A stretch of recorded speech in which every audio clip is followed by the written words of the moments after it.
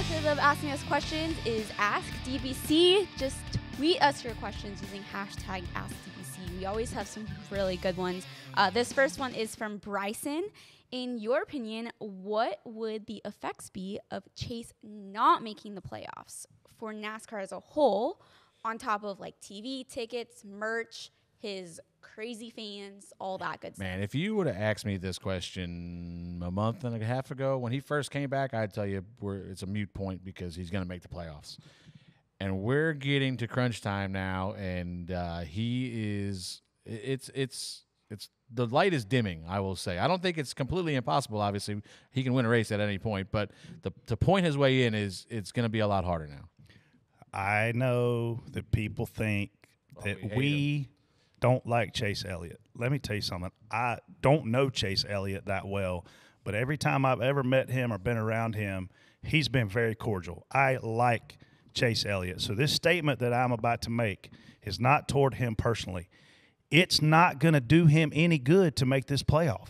If he makes it, it doesn't matter. He's led 38 laps in 13 races. That's less than 1% or around 1% of total laps that he's run, 3,000 laps. He's led 38. He is not in a situation. He's the slowest Hendrick car every week for whatever reason. Obviously, he's coming off an injury. He's coming off a suspension. I don't know what's going on with this team or this guy. I thought, Freddie, the same thing. But here's the good news. We got 2 road courses. We know he's fast at road courses, although I think the Indy road course is a damn demolition derby getting into one. You can throw that one into the whatever it takes to win because I don't think talent is on top of my list there. But I think he won Pocono recently, right? Last year when JG. That's pretty damn recently. So I feel like he's not out yet. He's not out of the playoffs because you know why? We haven't started the playoffs. There are things that could take other drivers out of the playoffs that are locked in. Look at Kurt Busch. We had no idea that he would not be in the playoff, even though he was playoff eligible, right? So I don't think he's out. I just think based on how he's run this year, if he gets in, it really doesn't matter because he's not going to have a championship run.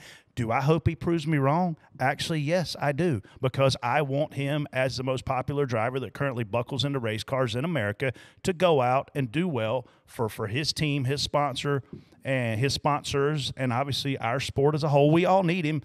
But don't give me this Chase Elliott playoff championship conversation because so far he's not proved to me why he should be relevant in it. Yeah, I mean, you're looking at it. He's averaging about 29 points a race. The guys that are at the cutoff line are averaging 21-ish.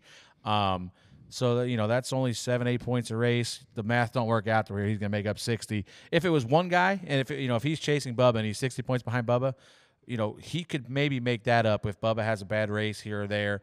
But you're chasing 3 guys for 2 spots. You know, it's going to be a lot harder to do.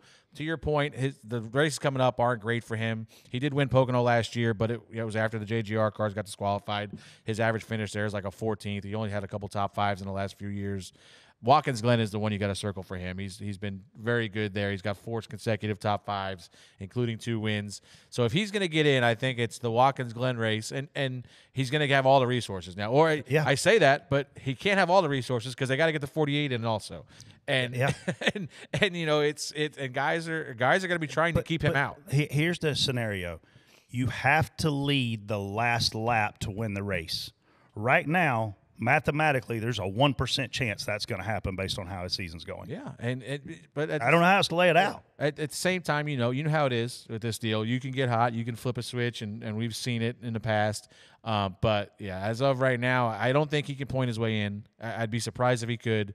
I'm circling that Watkins Glen race as one that is his best shot, I think. But Byron has right now 30-plus playoff points coming his way, assuming he can stay in the top 2 in the standings, which he should. If I'm Hendrick Motorsports, yeah, I want Chase Elliott to make it, but yeah, I want Alex Bowman to make it. But again, are they really championship caliber teams right now? Not right now. They're not. So I'm going to put my eggs in that basket of, man, let's bankroll as many playoff points as we can for this 24 team.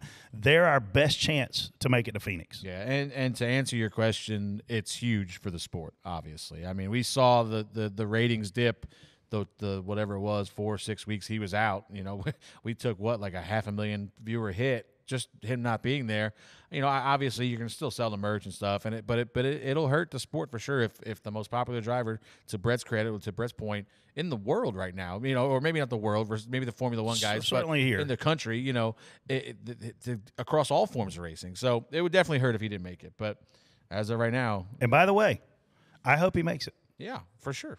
I don't know why, because you hate him so much, but. This next one is from Master of Light. Oh, the Master of Light. Yes, he always has some good questions. Master of Light. What is your favorite championship battle you've been able to watch in NASCAR, and why? I got two probably. One, I was really young, so I couldn't appreciate it at the time, but going back and watching it was the 92 championship battle with like Kowicki and I think it was Davey and Bill Elliott, where Kowicki was smart enough to realize that if he led all the laps, it made it, that point alone made a difference in the championship. But the Tony Stewart run in whatever year that was, with him and Carl Edwards, they ended up tied and Tony won it. The run he went on there at the end of the year was outstanding. I don't even know what else to call it, to run him down and win that championship.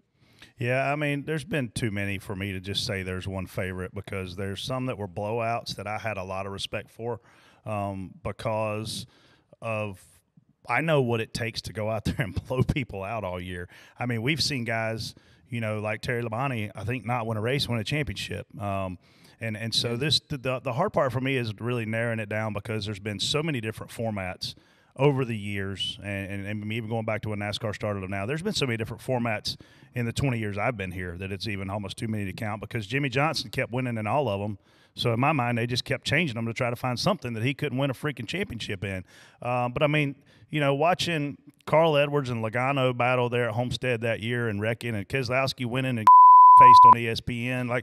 I could keep going about championships that are out there for me, but probably the one that I'm just most intrinsically happy about is the one from Dale Jarrett in '99, I believe it was. And when he won that championship, became a great friend of mine later in life, a mentor, somebody I owned a business with him for many years. And so if there's anybody deserving, coming from the legacy that the Jarrett name has been, in this sport, obviously Ned, obviously Jason Jarrett, his son Spot's now a former racer. And so for me, my favorite championship's got to be Dale Jarrett.